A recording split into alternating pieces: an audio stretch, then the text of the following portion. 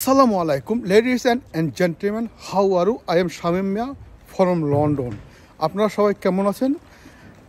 আমি একটা কথা আপনাদের বলতে চাই। বাংলাদেশ পুলিশ এখন এই কথাটি সারা দিন প্রত্যেকটি ফেসবুক প্রত্যেকটি প্রোফাইলে শুধু পুলিশ আর পুলিশ, আর অন্যান্য মানুষ কি ধোয়া তুলসী পাতা না। বাংলাদেশের পুলিশকে আপনারা যতই খারাপ ভাবতেছেন কিন্তু তারা এতটা খারাপ নয়। নিম্ন স্তরের পুলিশগুলো বাংলাদেশে আমাদের নিউজ চ্যানেলের মাধ্যমে এবং নিজস্ব সংবাদের মাধ্যমে আমিও মাঝে মাঝে বিভিন্ন জায়গায় সংবাদ পরিবেশন করি। হয়তো আপনারা আমার ভিডিও ইতিমধ্যে দেখেছেন। আমাদের যে চ্যানেলের মাধ্যমে যে ভিডিওগুলো বা যে নিউজগুলো আমরা পেয়েছি, ওইখানে যে কথাটি বারবার উল্লেখ হয়েছে, বাংলাদেশের বিভিন্ন থানায় এবং বিভিন্ন পুলিশের স্টেশনে যে হামলা হয়েছে, এই হামলার সাথে প্রত্যক্ষভাবে হাসিনার আওয়ামী লীগ জড়িত ছিল। এইখানে নিরীহ মানুষকে ওই থানায় ভিতরে আওয়ামী লীগের পুলিশের সাথে আওয়ামী লীগের লোকজন থানায় আশ্রয় নিয়েছে এবং তারা পুলিশের সাথে একসাথ হইয়া গুলি করছে সাধারণ নিরীহ জনগণের উপরে। এই কারণে সাধারণ জনতা বিক্ষুব্ধ হয়ে তাদের সাথে আওয়ামী লীগের লোকজন ঐক্য হয়ে এইসব থানায় আগুন দিয়েছে, যা ইতিমধ্যে আপনারা অনেক নিউজ চ্যানেলে দেখতে পাচ্ছেন। কথাটা সত্য প্রমাণিত হয়েছে। যাই হোক, বাংলাদেশের প্রত্যেকটা প্রশাসন ধোয়া কিন্তু তুলছে পাতা নেই। সবচেয়ে বড় অপরাধী হইল উপদেষ্টারা, সচিবালয়, এদেরকে আপনার সমস্ত বরখাস্ত করুন। তারপরে বাংলাদেশের রাষ্ট্রপতি হাসিনা যে চুপ্পু, সে তো আরেকটা বদমাইশ।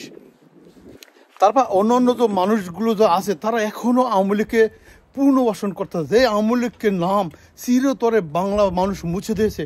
হাসিনার বাবাকে, বঙ্গবন্ধুকে যেভাবে জুতো পিঠা করছে, সেই আওয়ামী লীগের নাম বাংলাদেশ মানুষ আবার এই উপদেষ্টা মণ্ডলী কীভাবে নেয় সেটা আসলে আমাদের জানা নেই। আপনারা এই কষ্টের বিনিময়ে এই দেশটাকে স্বাধীন করছেন, আবার আপনারা দেখবেন ভেবে এই হাসিনাকে, এই আওয়ামী লীগকে কোনোভাবেই পুনর্বাসন করা যায় কি না এই দেশে কোনোভাবেই সম্ভব না। কারণ এই আপনারা জানেন পরাজিত শক্তি কোনোদিন ঐক্য হতে পারে না। হিটলার কোনোদিন কি ঐক্য হতে পারেনি। হিটলারের পরবর্তীতে ওই দেশে হিটলার নামে কোনো কথা বললেই অ্যারেস্ট হয়ে যায়। আপনারা যাকে হলোকস্ট। যাই হোক, আমি এখন আর ওই কথা বলতে চাই না। আপনারা জানেন এই বাংলাদেশ সবচেয়ে বড় অপরাধী দল আরেকটা কি, এই 14 দল, আর একটা কি জাতীয় পার্টি, এরশাদ সমর্থিত যে জাতীয় পার্টি, এরা হলো বোমা শয়তান।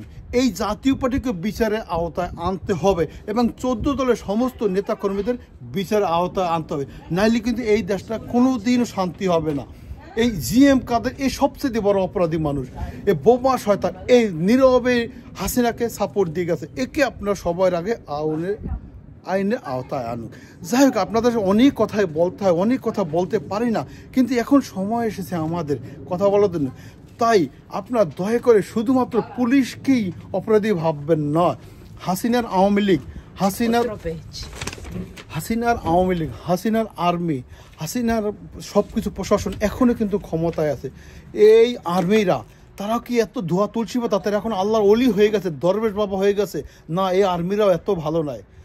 হাসিনার আমাদের যত জেনারেল, যত ব্রিগেডিয়ার আছে, সমস্ত ব্রিগেডিয়ারকে জেলে ঢুকাইতে হবে এবং বরখাস্ত করতে হবে।